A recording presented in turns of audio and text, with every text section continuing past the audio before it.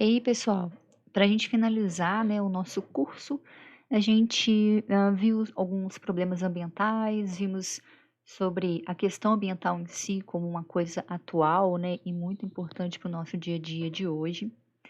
E agora, nessa aula, a gente vai finalizar falando sobre a questão do que a gente chama de consciência ecológica, tá?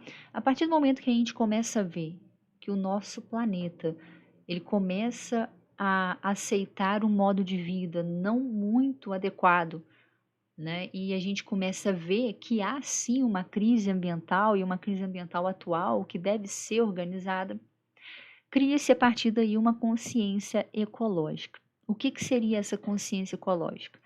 Seria a partir de então, de um determinado momento na história do ser humano, o surgimento de movimentos ambientais que, de certa forma, juntos tinham o mesmo objetivo, que era manter um ambiente de forma que ele esteja aí, né, saudável e protegido para que a gente ainda tenha nosso planeta vivo até alguns anos, tá?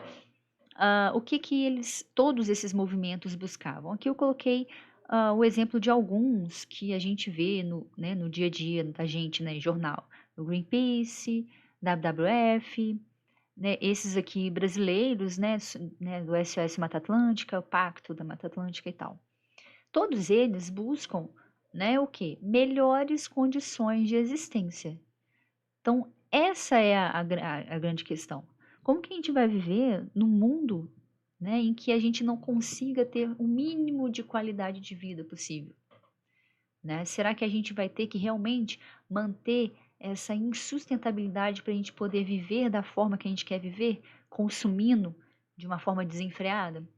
Então, ah, esses movimentos que surgiram lá na década de 60, né, vamos pensar aí, né, com a Revolução Industrial no século XVIII, século XIX, nós já tínhamos aí um século de Revolução Industrial que já tinha devastado boa parte aí daquilo que a gente conhece como, né, ambiente, né? O questionamento que vem desses movimentos ambientais, eles vão vir de vários temas, né? A extinção de animais, desmatamento de florestas, uso do agrotóxico em plantações e, consequentemente, né, a contaminação de aquíferos, né, a contaminação de água subterrânea, a extinção de espécies de insetos, né, além da poluição e contaminação de forma geral, tá? Elas são consideradas, nesses movimentos ambientais, eles são organizados como ONG, tá? O que que seria ONG, né? ONG significa organização não governamental.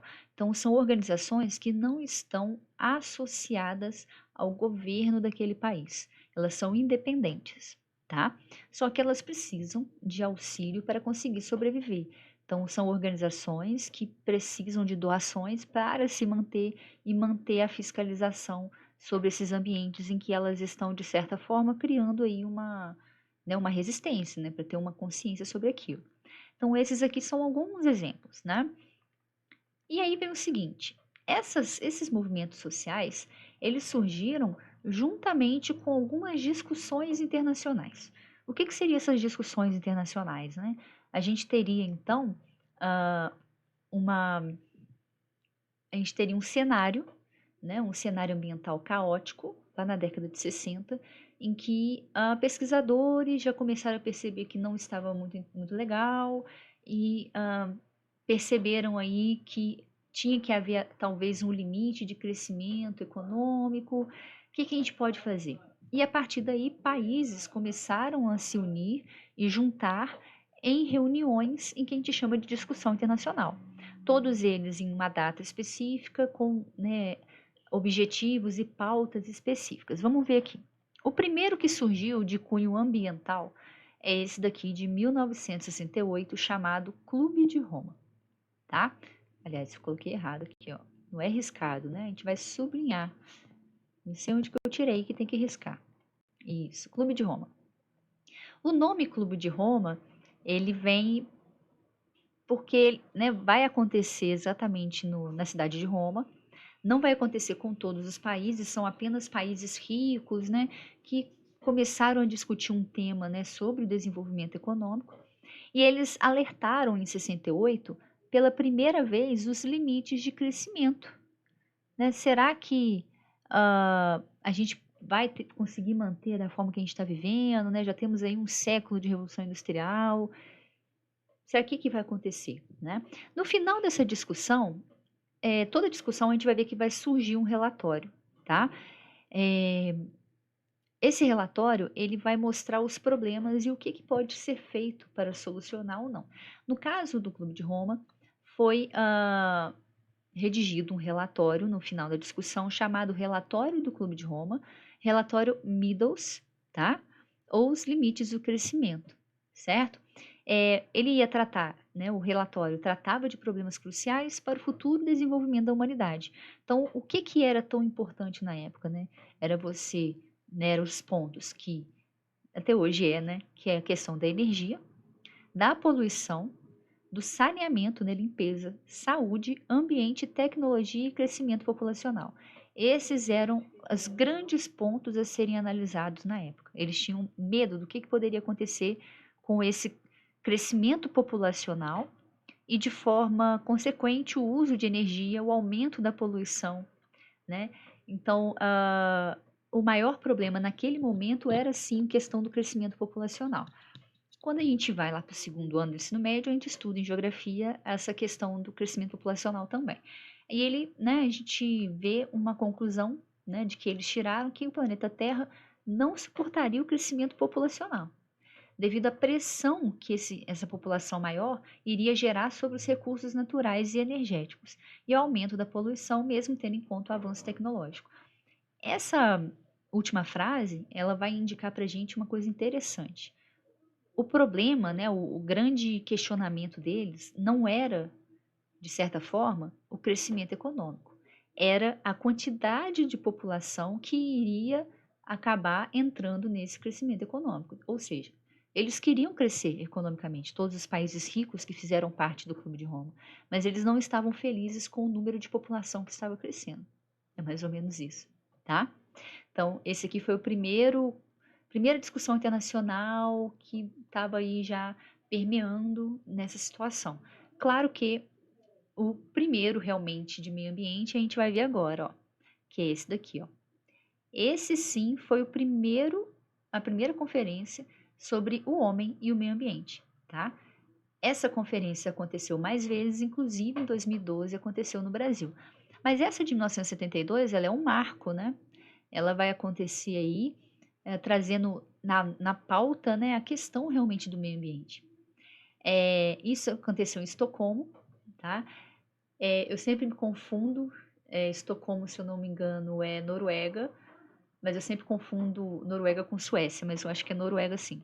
Eles discutiram como que seria feito o controle da poluição do ar. Então, naquele momento, o grande problema que existia era o ar poluído. E a gente vai ver que as conferências sempre pautam muito nessa situação. Até porque se a gente mantém uma poluição do ar muito elevada, né, onde que a gente vai respirar a não ser a atmosfera que a gente vive, né? Então é muito preocupante. Além da poluição também dos oceanos e a preservação dos recursos naturais. Então essa foi a discussão que ocorreu nessa conferência aqui na Noruega, tá? Foi sim uma primeira grande reunião de chefes de Estado, tá? Ou seja, né, os presidentes, né, os reis, que foi organizada pela ONU, então a ONU que organizou essa conferência, tá? Para tratar das questões relacionadas à degradação do meio ambiente. E aí, dentro dessa conferência, a gente vai ter dois times, né, que a gente fala. A gente vai ter o time dos países desenvolvidos e o time dos países em desenvolvimento, tá?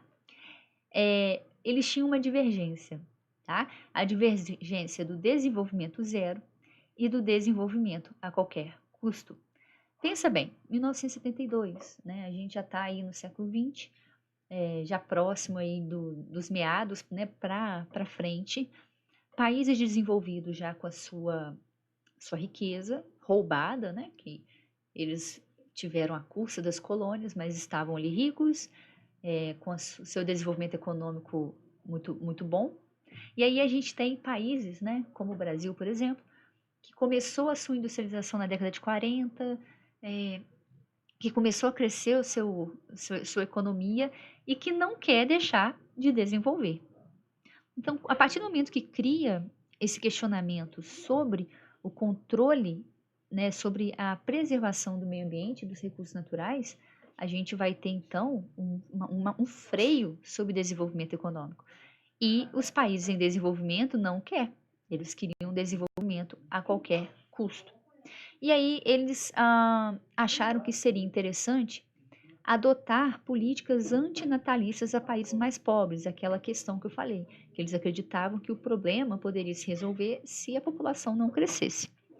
Vamos ler aqui o que escrita, né, parte do relatório do Brasil, né, a parte que o Brasil redigiu no relatório. Ele fala assim: quer por convicção, quer por conveniência, certos círculos têm procurado identificar as causas dos distúrbios ambientais com o excesso de população.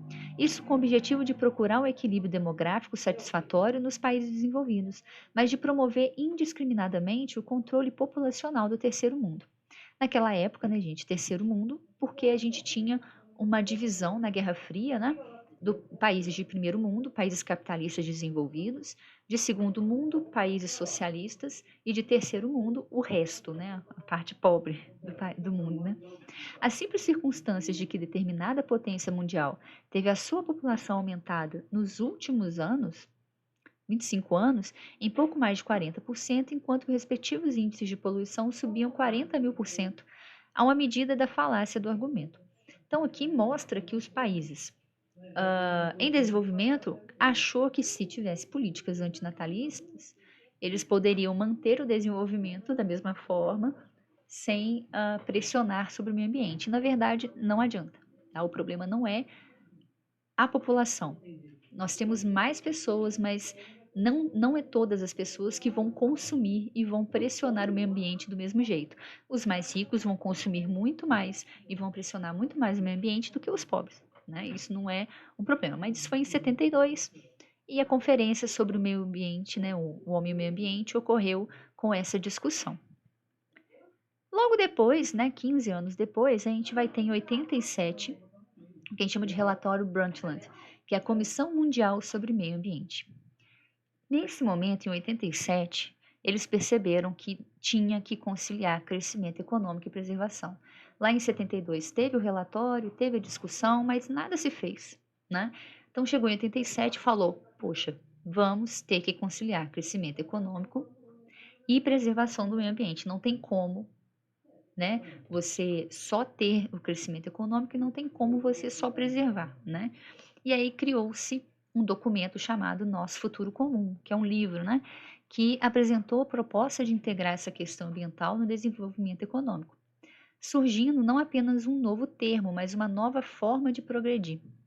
Para isso, o governo deveria se adaptar às seguintes medidas. Então, aqueles governos que assinaram o relatório Brundtland tinham que seguir essas medidas aqui, ó. Limitar o crescimento populacional, que já era um problema vindo de antes, garantir a alimentação em longo prazo, ou seja, você ter uma medida de ter alimentação às pessoas sem degradar o ambiente, preservar a biodiversidade e o ecossistema, diminuir o consumo de energia e promover o desenvolvimento de tecnologias que admitem o uso de fontes energéticas renováveis, aumentar a produção industrial nos países não industrializados à base de tecnologias ecologicamente adaptadas e controlar a urbanização selvagem e integração entre campo e cidade menores. Isso tudo aí vai gerar dentro desse relatório Brundtland um nome muito conhecido hoje em dia, que é a sustentabilidade. O desenvolvimento sustentável, ele surge no relatório de Brundtland em 87. Então, a partir daí, a gente vai ter governos que vão tentar, de certa forma, conciliar o crescimento econômico com a, de certa forma, preservação do meio ambiente. Isso em 87. Nós já tivemos aí século grande, né? Desde o século 17, não, 17 não, 18 até 87, com um consumo e uma depredação muito grande no meio ambiente. Em 87 surge o que a gente chama de sustentabilidade. O que é a sustentabilidade? É quando a gente associa o ecológico, o econômico e o social. Ou seja, quando a gente tem o social equilibrado ou ecológico, a gente tem o que a gente chama de suportável, tá? Quando a gente tem o social atrelado ao econômico, a gente tem uma equidade. Tem que lembrar que a sociedade igualitária, ela é mais sustentável. Se a gente tem uma sociedade não igualitária, a gente vai ter uma depredação maior pelos ricos e, infelizmente, uma menor qualidade de vida aos pobres. A sustentabilidade vem no encontro dos três, tá? É quando a gente tem uma economia que funciona, mas dentro de uma preservação ecológica e dentro de um equilíbrio social. Então, a desigualdade social faz parte de uma das pautas para melhorar o meio ambiente. E isso vai ser discutido na conferência posterior, que ocorreu em 92. Essa conferência em 92 é a segunda conferência das Nações Unidas sobre o meio ambiente. A primeira ocorreu em Estocolmo. A segunda já ocorreu no Rio, que a gente vai chamar de Rio 92. Aí o desenvolvimento sustentável, já assinalado no relatório Brundtland, começa a ser meta de todos os países que assinaram a conferência. Tá? O que foi criado na Rio 92? Foi criado o que a gente chama de Agenda 21. 21 porque a gente já estava chegando próximo, né, ao século 21, né, faltava apenas 9 anos, né, para chegar ao século 21, e essa agenda seria um programa de ação que viabilizaria esse novo padrão de desenvolvimento ambiental de forma mais racional, tá? Então, a Agenda 21 era um programa que os países tinham que fazer para chegar no século 21 mais sustentável, tá?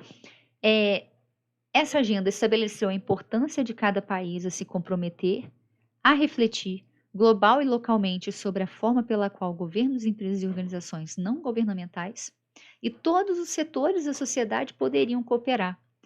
E aí a gente tem, então, soluções para esses problemas socioambientais. E aí o nome já diz tudo. Socioambiental. Quando a gente fala de preservação do meio ambiente, a gente fala de um meio ambiente sustentável, a gente não fala só da natureza, a gente fala da sociedade. Não é sustentável manter uma diferença tão grande entre ricos e pobres. Não é sustentável. Então não adianta você querer mostrar que está com o meio ambiente maravilhoso se você não está com a sociedade bem desenvolvida e igual, tá? Em 97, 5 anos depois, ocorreu o que a gente chama de Protocolo de Quioto, tá? Que era basicamente um protocolo voltado ao problema da contaminação do ar, da poluição. O que era a meta desse protocolo? Era reduzir gases poluentes e que agravavam o efeito estufa, que lá na década de 90 começou a surgir de forma mais consolidada essa mudança de clima. Né? As pessoas começaram a perceber que realmente estava diferente. Não sabiam ainda se era algo que iria perdurar, né? Se ia ficar muito tempo, se ia passar. Só que no clima, né, na climatologia, a gente tem um período de observação que é de 30 anos. Qualquer tipo de clima que a gente tem, né, as características de determinado lugar, a gente pesquisa por 30 anos para estabelecer um padrão. E hoje em dia a gente pode ter certeza de que realmente o padrão normal mudou porque passou o que a gente chama de normal climatológica, que é esses 30 anos. Então, em 97 já estavam preocupados, porque desde a década de 80 já estavam aparecendo essas mudanças, né? Então, o que eles queriam, né? Reduzir gases poluentes e que agravavam o efeito estufa, através do que a gente chama de créditos de carbono. O que seria isso aqui? De forma bem leiga, né, para a gente entender. Cada país teria um direito anualmente a soltar poluentes. É mais ou menos isso, tá? Só que ele não podia liberar poluentes até um limite tal. Se chegou no limite tal, ele ia ter que pagar sanções, né? Ia pagar multas. E muitos países não foram a favor, tá? O que os países desenvolvidos se estabeleceram nesse protocolo? Eles fizeram, né, um acordo de responsabilidade com maior cumprimento do tratado, pois eles sabiam que estavam contribuindo com 150 anos de atividade industrial. Então, eles já estavam, desde o início da Revolução Industrial, criando, de certa forma, uma atmosfera completamente inóspita ali para a gente, né? Uma atmosfera insalubre, né? Então, eles tinham responsabilidade maior, eles sabiam disso. Assumiram a obrigação de reduzir a emissão dos gases do efeito estufa diminuindo pelo menos 5,2% entre 2008 e 2012 em relação à década de 90. Foi o que eles fizeram, tá? Que eles assinaram um acordo, se eles assinam um acordo, o protocolo, eles têm que assumir a responsabilidade. É tipo, né, eu chegar e falar assim, olha, temos que fazer isso, vocês concordam? Sim? Então, se assinou, é documento, tem que fazer, tá? Já os países em desenvolvimento não receberam obrigatoriedades, mas mesmo assim deveriam realizar ações sustentáveis por meio de projeto destacado pelo Mecanismo de Desenvolvimento Limpo. Então, os países em desenvolvimento como o Brasil não eram obrigados a reduzirem, né, os gases de efeito estufa, como o gás metano, mas eles tinham que realizar ações sustentáveis durante esse período. E aí vem o seguinte: nem todos os países desenvolvidos não entraram no acordo. Quais? Estados Unidos, Austrália. Estados Unidos, um dos maiores poluentes do mundo. Ele não entrou. Com o Obama, né, no governo, lá no 2010, ele entrou no protocolo, mas o Trump saiu do protocolo logo que ele entrou como presidente. Os países em verde, todos eles aqui no mapa, eles ratificaram o protocolo. O que é ratificaram? Eles concordaram. Então, o Brasil é um deles, ó, concordou, né? Isso em 97. Os países em cinza não assumiram nenhuma posição. E os amarelos, eles concordaram, mas ainda não tinham cumprido, né, essas metas, tá? Foi um protocolo muito importante que até hoje reverbera um pouquinho aí das suas consequências, tanto que até hoje fala, né, porque os Estados Unidos saiu do protocolo, o Brasil também quis sair do protocolo por conta do governo Bolsonaro, aquelas coisas, né? Então é interessante a gente sempre atrelar essas questões com o que a gente vê no jornal, que a gente sempre fica por dentro. Em 2002, a gente teve a conferência da Cúpula Mundial para o Desenvolvimento Sustentável, chamado Rio+10, porém aconteceu na África do Sul, não no Rio. Rio+10 porque ocorreu 10 anos depois do Rio 92, tá? Isso foi em 2002. Aqui vai entrar em pauta o nome pobreza, tá? Então a gente vai começar a ver que os problemas do meio ambiente não é só mais a natureza. A gente tem que reduzir a pobreza para ter sim um desenvolvimento sustentável, né? Um dos pontos mais importantes dessa conferência foi o quê? Reduzir em 50% o número de pessoas que vivem abaixo da linha de pobreza. Olha que interessante. Aqui já é uma conferência, né, que vai tratar de meio ambiente, mas vai tratar de situações pontuais nos problemas de desigualdade social. Então, o que eles queriam fazer? Diminuir o número de pessoas que viviam abaixo da linha de pobreza, que é pessoas que vivem com menos de $1 por dia. Então, $1 por dia, R$ 5, né? Colocando aí arredondado, 5 vezes 30, pessoas que vivem aí com R$ 150 por mês, tá? Até 2015, prazo de 13 anos. Só que teve recusa de compromissos a curto prazo por países mais ricos, né? E aí, é uma coisa interessante, né? Por que eles não querem fazer parte disso, na verdade? Quais são esses compromissos recusados? A questão do uso de energia renovável a curto prazo e o cancelamento de dívidas das nações mais pobres, porque foi colocado em pauta isso, né, dos países começarem a usar de forma imediata a energia renovável e cancelassem as dívidas das nações pobres para elas conseguirem promover o desenvolvimento sustentável, né? Não adianta, a gente não sai da lama se a gente está com dívida, né? E eles recusaram, tá? Em 2012, bem próximo aí do tempo que a gente está vivendo, teve a Rio+20, né, que é a terceira conferência lá de sustentabilidade, né, do homem e do meio ambiente. E aconteceu no Rio de Janeiro mesmo, tá? O que foi essa discussão, né? Foi tentar ver um balanço que foi feito nesses 20 anos, né? O que foi comprometido lá em 92, será que foi realizado agora? Então era isso que eles estavam fazendo. Eles também relataram nessa discussão o processo, né, que a gente chama de economia verde. Olha como que muda o nome, né? Lá em 92 eles estavam falando de desenvolvimento sustentável. Agora, em 2012, eles começaram a falar do que a gente chama de economia verde, né? Tentaram discutir ações para garantir o desenvolvimento sustentável do planeta, tentaram estabelecer maneiras de eliminar a pobreza, que faz parte da melhoria do meio ambiente, tentar estabelecer uma governança internacional. O que seria essa governança internacional, né? No campo do desenvolvimento sustentável. É você ter um grupo de governantes que estabelecesse uma fiscalização sobre o desenvolvimento sustentável dos países. E aí o documento final, né, que toda a discussão vai gerar um relatório, apresentou várias intenções e jogou para os próximos anos a definição de medidas práticas para garantir a proteção do meio ambiente. Então teve muitas intenções, mas não teve muitas soluções, tá? Muitos analistas disseram que a crise econômica mundial iniciada em 2008, principalmente nos Estados Unidos e na Europa, prejudicou as negociações. A gente estava saindo, né, de uma crise bem pesada econômica, tá? Que abalou o mundo inteiro. E o Brasil estava entrando numa crise política, né? 2013 foi o estopim. Então a gente estava aí no último ano de bonança, né?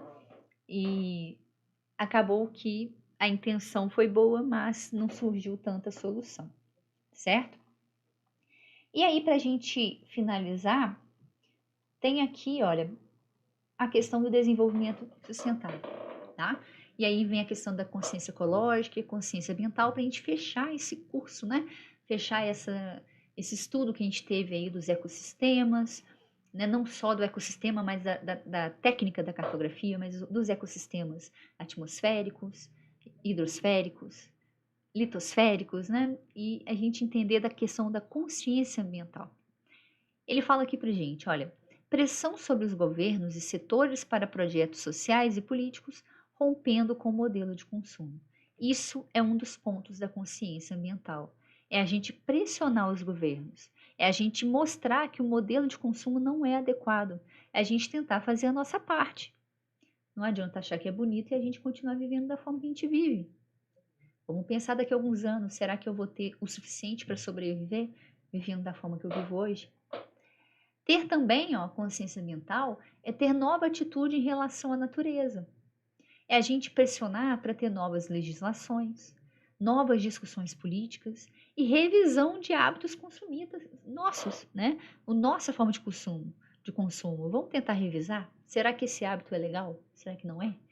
É a gente tentar revisar e entender que a gente não precisa viver da mesma forma que nossos pais e nossos avós viveram. Vamos tentar viver de uma forma diferente, né? O desenvolvimento ambiental seria respeito à capacidade de suporte do ecossistema, reduzindo o desperdício. Ou seja, a capacidade de suporte, ou seja, o quanto que aquele ambiente consegue aguentar, é o que a gente chama de desenvolvimento ambiental, é a gente conseguir lidar com aquilo que aquele ambiente consegue dar, né?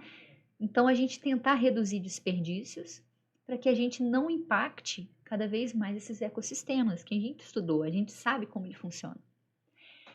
O desenvolvimento econômico seria o quê? Sustentar o crescimento econômico da forma como ele é, maximizar ganhos, ampliar mercado e externalizar os custos.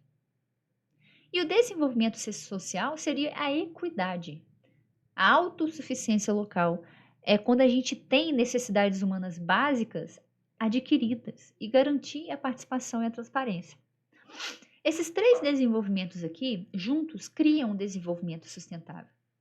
Se a gente tem uma sociedade justa e uma economia suficiente, apenas a gente vai ter uma sociedade igualitária, mas a gente não vai ter um meio ambiente viável. Se a gente tem um meio ambiente natural viável e uma sociedade justa, a gente vai ter um ambiente construído e natural sustentável, mas a gente não vai ter uma economia suficiente. Se a gente tem um ambiente natural viável e uma economia suficiente, a gente vai ter um desenvolvimento econômico sustentável, mas a gente ainda não vai ter equidade. Para a gente conseguir ter o desenvolvimento sustentável, a gente precisa ter uma sociedade justa, uma economia suficiente e um ambiente natural viável. Será que a gente vai conseguir ter isso daqui a alguns anos? Será que isso é viável realmente a gente ter? Isso basta apenas se a gente realmente quiser, enquanto sociedade, mudar a forma como a gente vive. E para isso tem que começar da gente e a gente, a partir daí, passar para outras pessoas, tá? Meninos, espero que vocês tenham entendido. A partir de então, a gente vai fazer revisionais, né, para as nossas provas. A gente vai voltar em alguns pontos e alguns temas importantes, mas a gente já viu todo o conteúdo, tá? Até a próxima!